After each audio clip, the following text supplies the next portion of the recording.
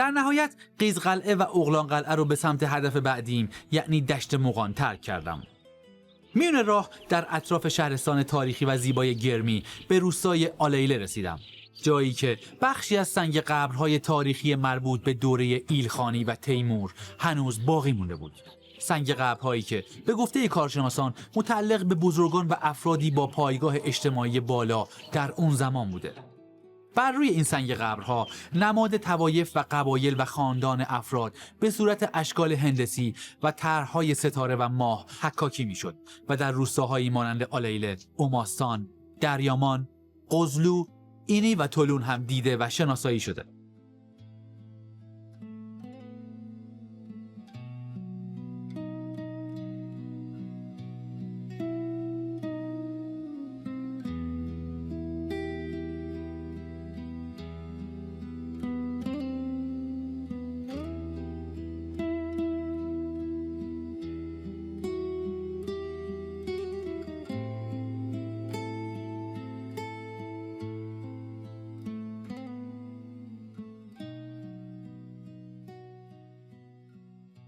شهرستان گرمی در شمال استان اردبیل 20% از دشت کم نظیر مغان رو به خودش اختصاص داده. دشتی که به خاطر اقلیم و آب و هوای بسیار مطلوبش برای کشاورزی و دامداری از تاریخ دیرینه‌ای برخورداره.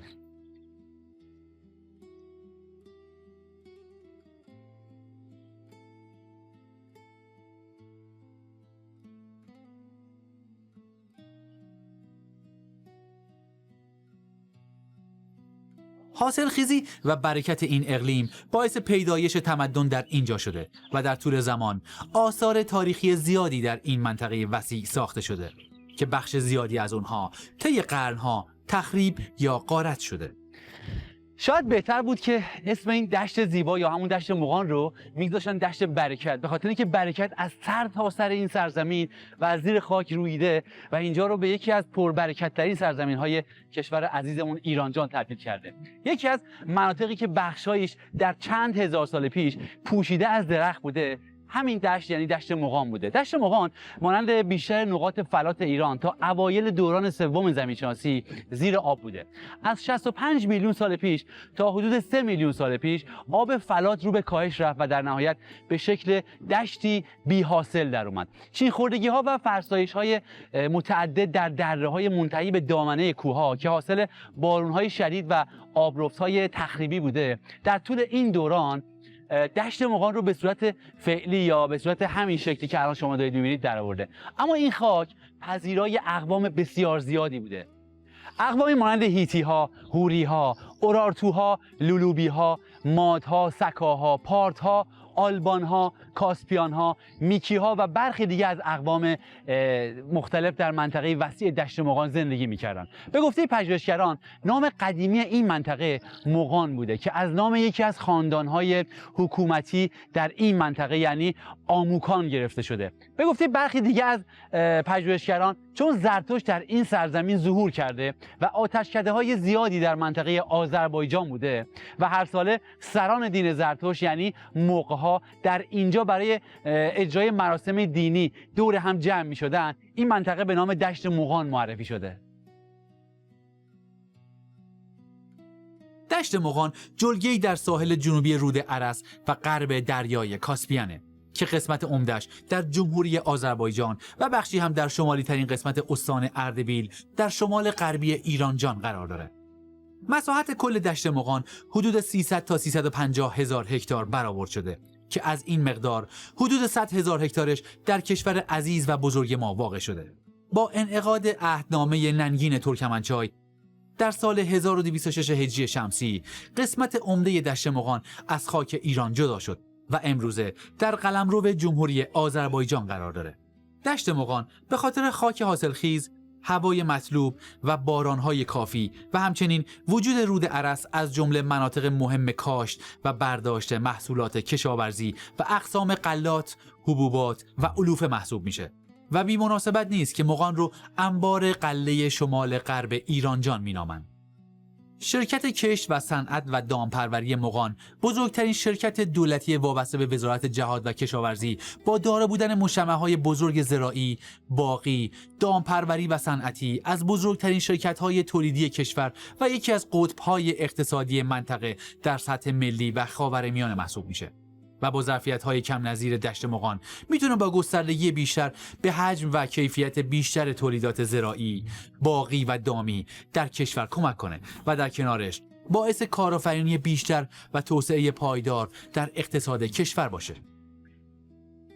تاجگذاری نادرشاه افشار در دشت مغان بزرگترین واقعه تاریخی این منطقه بوده. نادرشاه در رمضان 1148 هجری قمری پس از سرکوب شورشیان و متجاوزان از گرداگرد مرزهای ایران، بزرگان و خوانین ولایات و ایلات سراسر ایران رو به دشت مغان دعوت کرد که جمعیت اونها به گفته برخی پژوهشگران حدود 20,000 نفر بوده و مقابل چشم همه این بزرگان و خوانین ایران در دشت مغان بر تخت سلطنت نشست. در پهنه بسیار وسیع دشت مغان اماکن و گورستان‌های تاریخی بسیار زیادی وجود داره که نشون دهنده اهمیت این دشت پر از برکت و مهمه. دشتی که به دلیل وجود خاکی حاصلخیز با آب و هوایی بسیار خوب امروز هم بخشی از مهمترین سرزمین‌هایی که در ایران وجود داره و در اونها کشت و صنعت، در اونها کشاورزی و دامداری انجام میشه.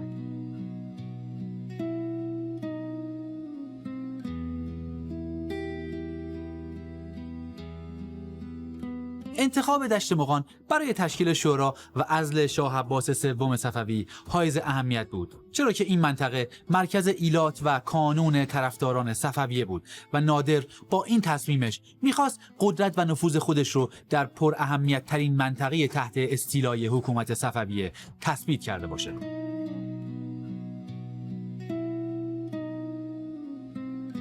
در پهنه بسیار وسیع دشت مغان اماکن و گورستان‌های تاریخی بسیار زیادی وجود داره که نشون دهنده اهمیت این دشت پر از برکت و مهمه. دشتی که به دلیل وجود خاکی حاصلخیز با آب و هوایی بسیار خوب امروز هم بخشی از مهمترین سرزمین‌هایی که در ایران وجود داره و در اونها کشت و صنعت، در اونها کشاورزی و دامداری انجام میشه.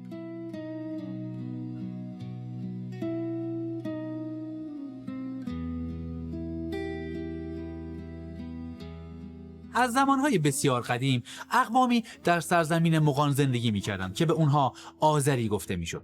عشایر دشت مغان مردمانی پاکسرشت، مهمان نواز، صمیمی، سخت کوش و استوار هستند و روحیه دفاع از دین، فرهنگ، تمدن و تمامیت ارضی کشور در برابر هجوم بیگانگان و دفاع سرسختانه در مقابل اونها از خصوصیات برجسته هموطنان آذریه که در تاریخ به ثبت رسیده. نقش طوایف شاهسوار مغان در حوادث سیاسی آذربایجان و حماسه هایی که مردان دلیر این دیار در جنگ های شوروی و ایران خلق کردند از صحنه های به یاد موندنی در تاریخ ایران.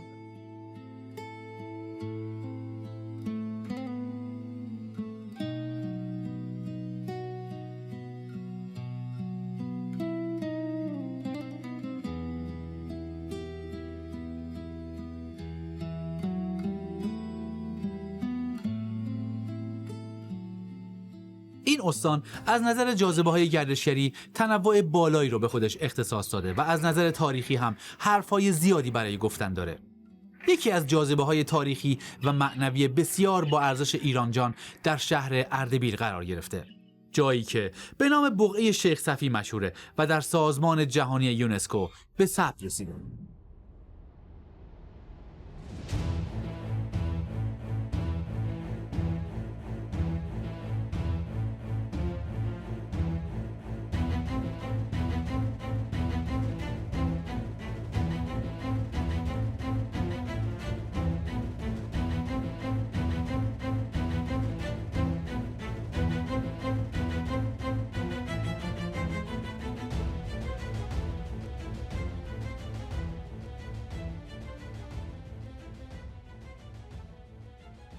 شیخ صفی نیای بزرگ دودمان صفویان ایرانه و دودمان صفوی نام خودش رو از شیخ صفی برگرفته. شیخ صفی پایه‌گذار خانقاه صفوی در اردبیل بود و با گذشت زمان پیروان بسیار زیادی رو به خودش جذب کرد و میشه گفت که مؤسس خاندان بزرگ صفوی بوده.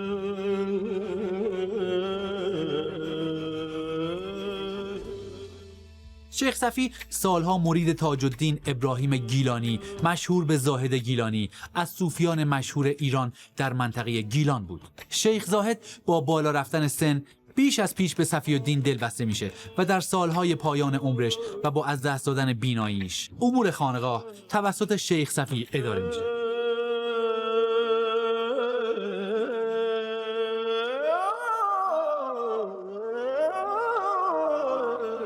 پس از درگذشت زاهد گیلانی، صفی الدین رهبر طریقت زاهدیه و وارث تمام میراث مادی و معنوی زاهد گیلانی شد و پس از استحکام موقعیت، صفی الدین پس از سالها دوری به زادگاه خودش اردبیل برگشت.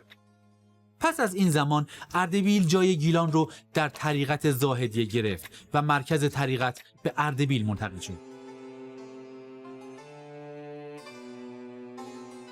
پیش از اینکه وارد فضای داخلی بشم، کمی در فضای بیرونی قدم زدم تا بیشتر با این بقعه مهم و با ارزش آشنا بشم. در میون معماری و فضای معنوی حیات بقعه که منو به وجد آورده بود، سنگ‌های بزرگ، اون هم به تعداد بسیار زیاد، توجه منو به خودش جلب کرد. این سنگ مزارهای با ارزش کتیبه‌ای که در محوطه‌ای به نام شهیدگاه در فضای روباز زیر برف و بارون و نور آفتاب نگهداری می‌شدند، در حقیقت سنگ مزار بسیاری از شهدا و قهرمانان ملی و حقیقی وطن هستند که در جنگ چالدوران توسط عثمانی‌های متجاوز به شهادت رسیدند. شهدای سلحشوری که برای حفاظت از خاک و ناموس وطن از با ارزش‌ترین دارایی خود یعنی جونشون گذشتند.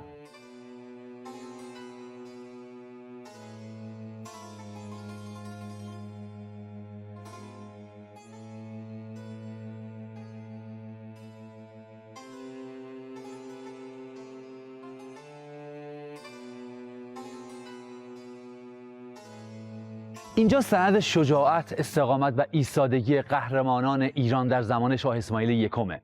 سندی از مظلومیت مردانی سلحشور که تا آخرین نفس به عشق ایران و ایرانی در برابر متجاوزین عثمانی ایستادن و تمامشون بدون اینکه به دشمن پشت بکنن و یا اسیر بشن به شهادت رسیدن تا شاهد از دست رفتن بخشی از خاک پاک وطن نباشن. اما دلیل شکست ارتش قدرتمند ایران از عثمانی‌ها دلیل بسیار تلخیه.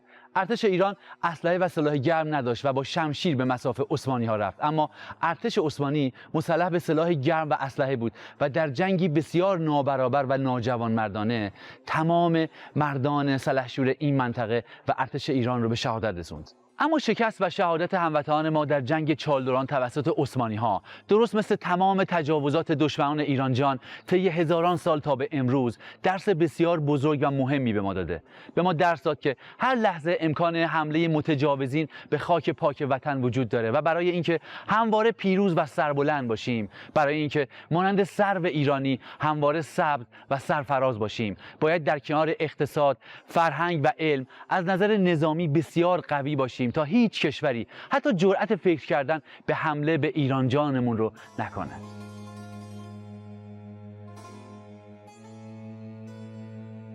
با احترام به تمام شهدای وطن که طی قرنها تا به امروز در راه وطن از جون پاکشون گذشتن، حیات بقعه رو به سمت زیارت آرامگاه شیخ صفی ترک کردم و به داخل بنا رفتم.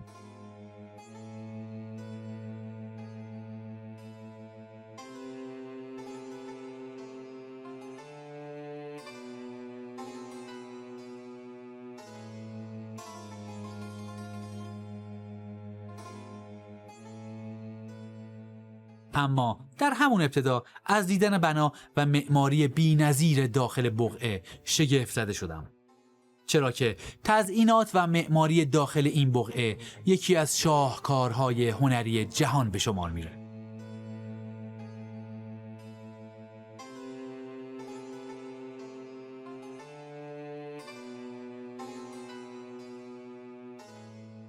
تشکیل دولت صفوی با حکومت مقتدر شیعی یکی از پدیده‌های شگرف جهان اسلام محسوب میشه. شاه اسماعیل موفق به برقراری وحدت سیاسی ایران و رسمیت بخشیدن به مذهب تشیع به کشور عزیزمون ایران جان میشه. بقعه تاریخی شیخ صفی پس از وفات در سال 735 هجری قمری به وسیله فرزندش صدرالدین موسی پایه‌گذاری شد.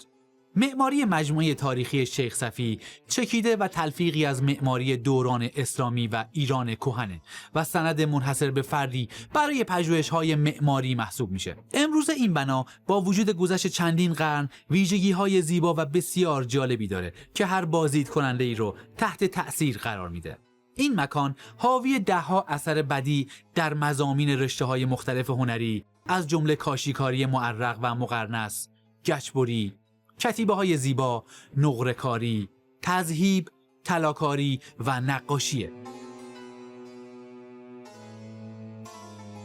شاه طهماسپ اول به دلیل علاقه زیادی که به شیخ صفی الدین داشت تصمیم گرفت که این مجموعه رو گسترش بده و به همین خاطر 7 بخش به بقعه اضافه کرد تا نشان از 7 مرحله عرفان باشه.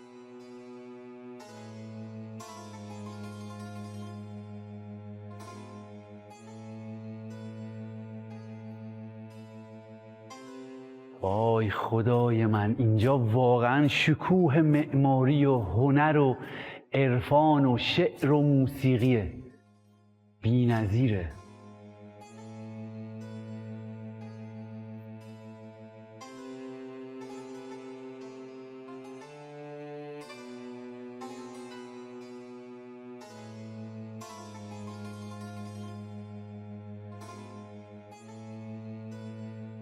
اینجا تالار چینی خانه است و یکی از جذابترین و زیباترین بخش‌های بقعه شیخ صفی الدین اردبیلیه، جایی که طراحی داخلیش توسط شیخ بهایی بزرگ انجام شده. اما چرا اسم این تالار چینی خانه انتخاب شده؟ پادشاهان سلسله مینگ از امپراتوری کشور چین به دلیل ساخت کاروانسراهای متعدد در مسیر جاده ابریشم توسط شاه عباس صفوی و تأمین امنیت مسیر تجار و بازرگانان در اون مسیر همواره هدایای بسیار نفیسی برای شاه عباس ارسال می‌کردند که بخشی از اونها ظروف چینی با ارزشی بوده که تعدادشون به 1200 قطعه میرسه و شاه عباس اونها رو در این تالار، یعنی تالار چینی خانه، نگهداری میکرده. اما مجموعه بی‌نظیر شیخ صفی الدین اردبیلی داستان بسیار غم انگیزی هم در دلش داشته.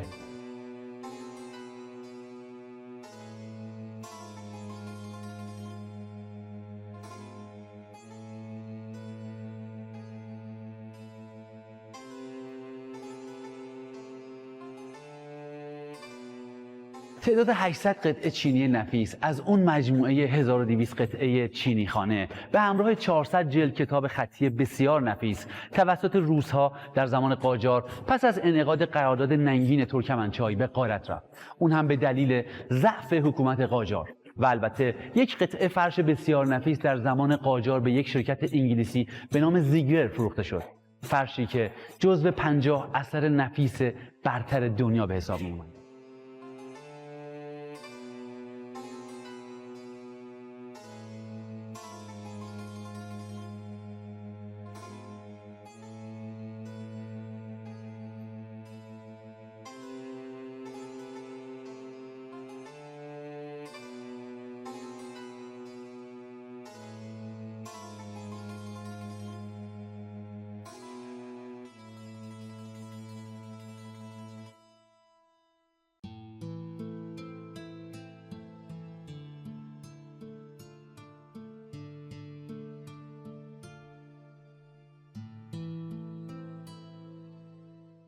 روی تمام این ظروف چینی یک مهر به دستور شاه عباس صفوی حک شده که متنش به این قراره: بنده شاه ولایت عباس، وقف بر آستان شاه صفی. و البته مهر سلسله مینگ هم روی تمام این چینی ها که هدیه شده وجود داره.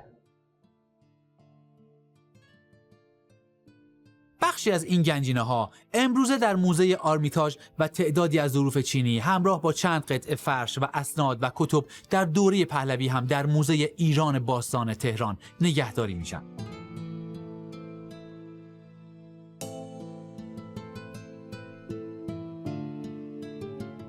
کتابخانه بقعه شیخ صفی حاوی عالی‌ترین، کمیاب‌ترین و گرانبهاترین نسخ خطی بوده که در سال 1328 قمری توسط ارتش شوروی غارت شد و اکثر کتب نفیس به کتابخانه آکادمی علوم سن پترزبورگ منتقل شد.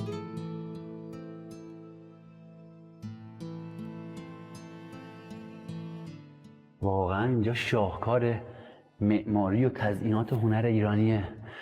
یکی از مهمترین چیزهایی که آدم باید تو سفرش رعایت بکنه و خیلی دقت بکنه اینه که سعی بکنه در هر منطقه‌ای که سفر میکنه توی اماکن تاریخی یا فرهنگی یا حتی طبیعت و محیط زیست از کارشناسان و آدم‌های کاربلد و راهنمایان اون منطقه استفاده بکنه برای اینکه بار علمی، تاریخی و فرهنگی و ادبی سفرش رو بیشتر بکنه. من الان در خدمت خانم عبدالرشیدی، کارشناس محترم میراث فرهنگی هستم در استان اردبیل که کمک‌های بسیار زیادی به من کرد برای اینکه بتونم آگاه بشم نسبت به شیخ صفی‌الدین اردبیلی، همینطور در مورد تاریخچه‌اش و این بنای بسیار بی‌نظیر.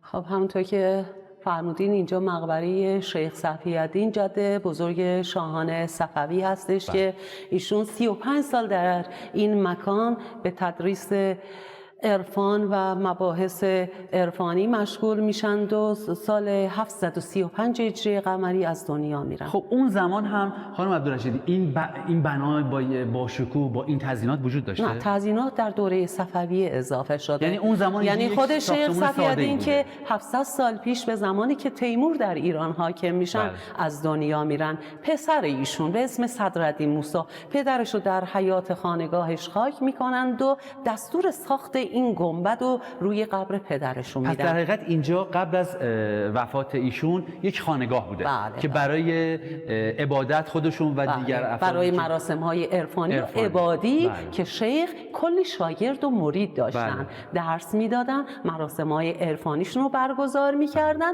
بعد سال 735 هجری قمری 35 سال که اینجا تدریس میکنن از دنیا میرن، در حیات خانگاهشون خاک میشن. پسرشون که این گنبد رو که به نام گنبد یا برج الله الله معروفه به خاطر کلمه اللهی که روی پوش بیرونی گنبد تزیین شده دستور ساختشو میدن و جانشینی پدر رو به عنوان مرشدی خانگاه همین صدرالدین موسی که جلوی قبر پدرشون هم خاکن به عهده میگیرند و به سایر نوادگان شیخ صفی‌الدین به صورت موروثی به ارث میرسه تا اینکه 180 سال بعد فوت شیخ صفی‌الدین این مرشدی خانگاه میرسه به نسل ششمشون که شاه اسماعیل باشند و میتونن یه حکومت یک پارچه ای رو در ایران تأسیس بکنن که به خاطر احترام جدشون شیخ صفی‌الدین نام صفویان رو انتخاب میکنن. شاه اسماعیل در سن 13 سالگی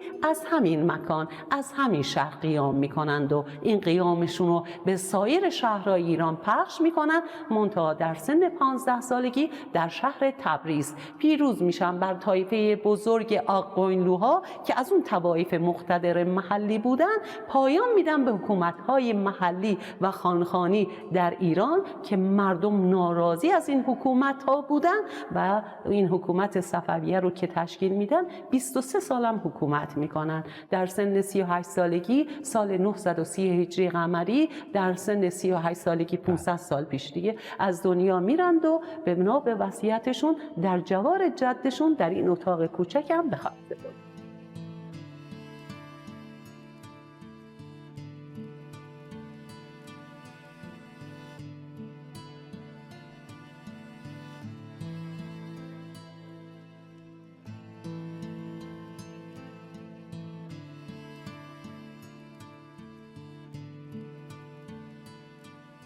مجموعه شیخ صفی‌الدین اردبیلی یکی از بهترین اماکن برای آشنایی با دوران طلایی معماری و فرهنگ ایران محسوب میشه. زبان در وصف زیبایی بیمانند معماری بقعه شیخ صفی ناتوانه. اما یکی از سیاحان اروپایی به نام یونکر یوهان آلبرت بین سالهای 1046 تا 1048 قمری از بقعه بازدید میکنه و با حیرت و شگفتی در وصف این بقعه مینویسه: آدمی هنگامی که به اندرونی آرامگاه شیخ گام می نهد چنان می پندارد که گویی در عالم آسمان و در چند قدمی ملائک در دنیایی به غایت شفافتر از آنچه که تا به حال دیده و شنیده و پنداشته قدم می زند. دیوارها را تو گویی پریان با عطر و گلاب اندود کرده اند، نه آنکه معمار زیر دستی خواسته است به وسیله اشکال گل و بوته تکلیف خود را ادا کرده باشد. تو در میمانی که عناصری از قبیل خاک، آب، خشت، آجر و سنگ چگونه میتواند آدمی را به دنیایی اینچنین آسمانی و پاک و جاودانه بکشاند و این چیزی است که در کلیساهای غرب هیچ به چشم نمی آید و شاید به همین دلیل من حق داشته باشم بگویم که بناهایی از قبیل کلیسای سانتا سوفیا، کلیسای نوتردام و کلیسای سن پیتر در مقایسه با آنچه من در شهر اردبیل دیدم هیچ چنگی به دل نمیزند. سفر من به پایان خودش رسیده بود و در نهایت استان اردبیل که بخشی از کارنامه پر افتخار ایستادگی در برابر تجاوز دشمنان ایران رو در تاریخ با ارزش خود داشت ترک کردم، با آرزوی رونق و توسعه پایدار بیشتر در تمام زمینه‌ها برای این استان زیبای ایران عزیز.